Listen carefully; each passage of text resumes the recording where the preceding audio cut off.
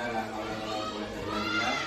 Semoga kesyukuran bagi kita semua karena alhamdulillah di antara teman-teman kita ada yang lulus angkatan ke-7 sebagai guru kontrak dan sementara pelatihan di 6 bulan. Dan kita ketahui bersama bahwa dalam kegiatan pelatihan penggerak ada melibatkan rekan sejawat untuk berkolaborasi menyelesaikan tugas-tugasnya sekaligus untuk aksi nyata bagaimana menyampaikan apa yang dia dapat kepada kita semua. Dan mudah-mudahan ini juga menjadi pelajaran bagi rekan-rekan yang lulus angkatan ke-8 dan sementara dalam proses, sehingga nanti memudahkan ada gambaran-gambaran yang bisa kita lihat, oh begini kalau pelatihan dulu tidak. Pada modul 1.2 ada namanya budaya positif, yang budaya positif di sekolah yang harus kita terapkan. Dan insya Allah nanti ibu sudah niati akan menjelaskan bagaimana menciptakan budaya positif di sekolah, mulai dari mana dan seterusnya. Untuk menggunakan waktu seperti mungkin kepada ibu, silakan yang hormat. Assalamualaikum warahmatullahi wabarakatuh. Terima kasih atas waktu yang diberikan dalam memaparkan materi modul 1.4 guru penggerak. Jadi pada modul 1.4 ini yang materinya adalah tentang budaya positif yang ada di sekolah. Pertama adalah konsep utama modul 1.4 budaya positif. Yang pertama adalah perubahan paradigma. Kemudian yang kedua adalah disiplin positif. Kemudian yang ketiga adalah kebutuhan dasar manusia. Yang keempat adalah motivasi perilaku manusia. Kemudian posisi kontrol restitusi. Kemudian keyakinan keras dari segitiga restitusi.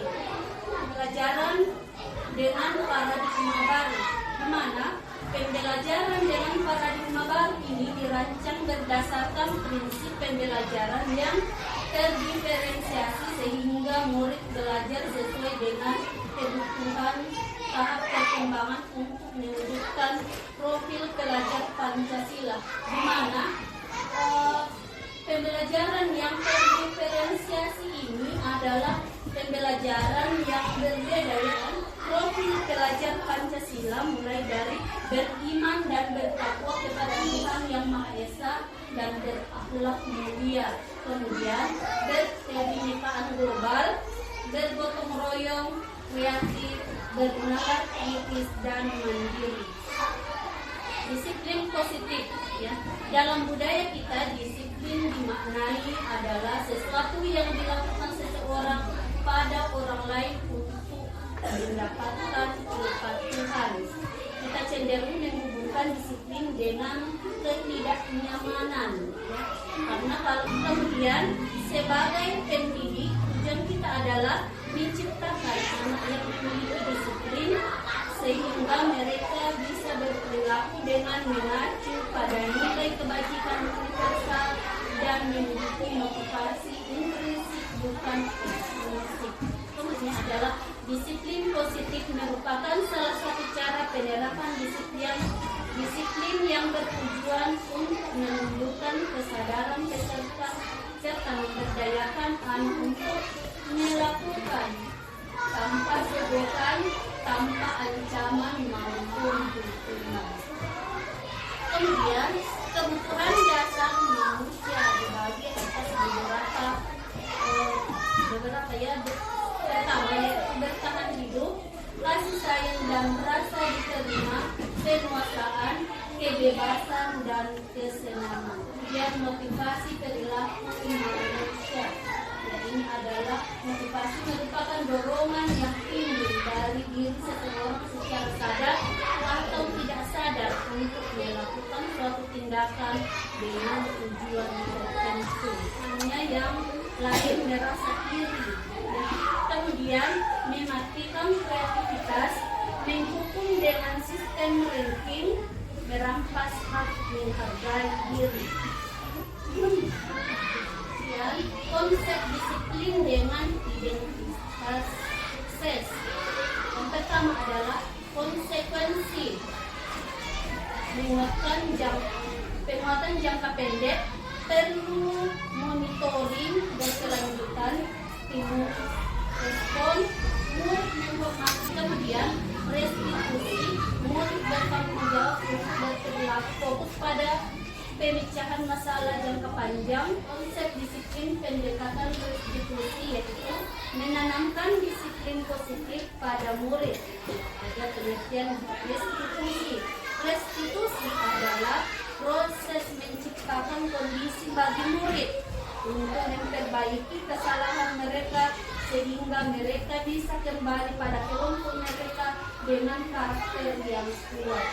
Ciri-cirinya adalah bukan menembus kesalahan, namun belajar dari kesalahan. Perbedaan contohnya adalah kasus murid yang membuang sampah, biasa ada hukumannya.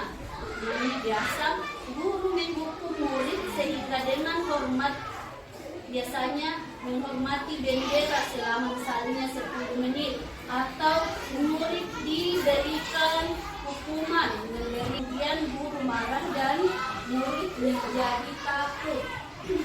Kemudian konsekuensi, guru memberikan konsekuensi untuk membersihkan kelas, guru tegas dan murid dihormati peraturan. Kemudian restitusi adalah guru menanyakan keyakinan kelas atau diri dan membantu siswa menyelesaikan masalah. Guru terbuka dan siswa menghormati dirinya dan orang lain. 5 posisi kontrol restitusi, yaitu 1 adalah penghukum, yaitu seorang penghukum bisa menggunakan hukum fisik maupun verbal. Kemudian membuat orang merasa bersalah. Pada posisi ini biasanya adalah teman, yaitu guru pada posisi ini tidak akan menyakiti murid, namun tetap berupaya mengontrol murid melalui persuasi atau membujuk. Kemudian pemantau adalah pengawas. Kemudian posisi yang paling bagus adalah manajer, di mana posisi manajer ini guru berbuat sesuatu bersama murid mempersilahkan. Kemudian ini adalah contoh-contoh penerapan di posisi kontrol yang ada di sekolah. Misalnya penghukum patuh peraturan sekolah lalu berdiri di depan barisan. Kemudian pembuat rasa bersalah. Berapa kali ibu guru harus membentak kamu? Ibu guru kecewa sama kamu. Adalah karena pembuat rasa bersalah. Kemudian teman, ayat yang tertib buat guru bangga. Kali ini tidak ada apa-apa, kamu salah. Kemudian pemantau, kamu sudah melanggar apa peraturan dan konsekuensinya. Kemudian manajer, apakah kamu tahu kesalahan kamu? Kira-kira bagaimana kamu akan memperbaiki kesalahan ini? Kemudian keyakinan kelas. Keyakinan kelas adalah jembatan efektif yang dapat membantu pembentukan budaya disiplin positif di kelas. Keyakinan kelas berisi beberapa aturan untuk membantu guru dan murid bekerja bersama membentuk kegiatan belajar mengajar yang efektif. Bagaimana pembentukan keyakinan kelas? 1. Lebih abstrak dari peraturan, berupa pernyataan universal, dibuat dalam bentuk positif, sedikit saja agar mudah dimengerti. Kemudian sesuai dengan kondisi kelas dan sekolah agar mudah diterapkan. Kemudian semua warga kelas atau sekolah dilibatkan saat membuat sebuah keyakinan kelas. Ini adalah contoh-contoh pembuatan keyakinan kelas yang ada di kelas 6B ya. Jadi pertama-tama ini guru menjelaskan tentang keyakinan kelas. Kemudian setelah itu anak-anak berpendapat keyakinan kelas apa yang akan diyakini. Misalnya datang tepat waktu atau tidak boleh makan pada saat pelajaran berlangsung. Itu kan adalah salah satu keyakinan kelas dan mereka tahu konsekuensinya apa. Misalnya kan mereka yang membuat keyakinan yang akan mereka yakini. Kemudian ini adalah bentuk keyakinan kelas yang telah diyakini anak-anak di kelas 6B. Kemudian segitiga restitusi. Pertama, menstabilkan identitas. Jadi kita semua akan melakukan hal terbaik yang bisa kita lakukan. Misalnya, setiap orang pasti mengalami kesalahan atau melakukan kesalahan. Maka kita memberi waktu untuk mengintrospeksi diri bagaimana dia sehingga dapat melakukan kesalahan tersebut. Kemudian validasi tindakan yang salah. Jadi semua perilaku memiliki alasan apa, misalnya kalau yang dilakukan sehingga mereka melanggar suatu keyakinan kelas. Kemudian menyatakan keyakinan kita semua memiliki motivasi kita benar. Jadi ini adalah contohnya.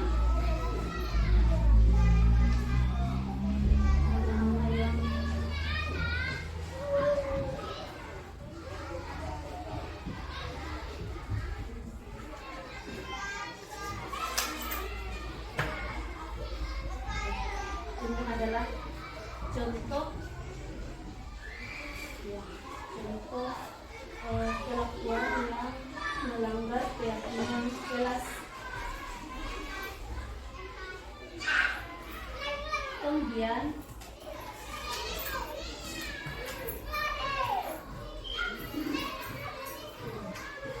adalah restitusi. Bagaimana? Jadi mereka mengakui kesalahan apa saja yang mereka lakukan dan akan merubah sesuai dengan keyakinan yang telah disepakati atau diyakini.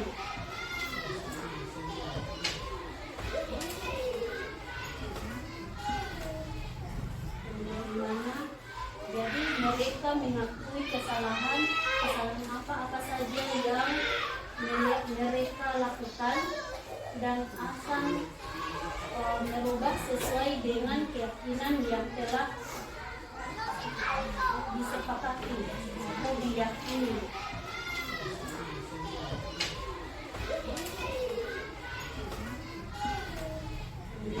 Dalam penyerapan program disiplin positif, hendaknya guru memiliki standar kepribadian profesional dan sosial yang baik, di mana guru mampu merefleksi pada posisi kontrol saat ini bagaimana perjalanan dirinya sebagai seorang pamong atau posisi manajer yang menuntun murid menjadi insan yang mandiri, merdeka dan bertanggung jawab. Semoga sesi belajar kita hari ini membawa manfaat sehingga dapat mewujudkan pelajar berprofil Pancasila. Salam Merdeka Belajar. Sekian, terima kasih. Guru Merdeka Indonesia Maju.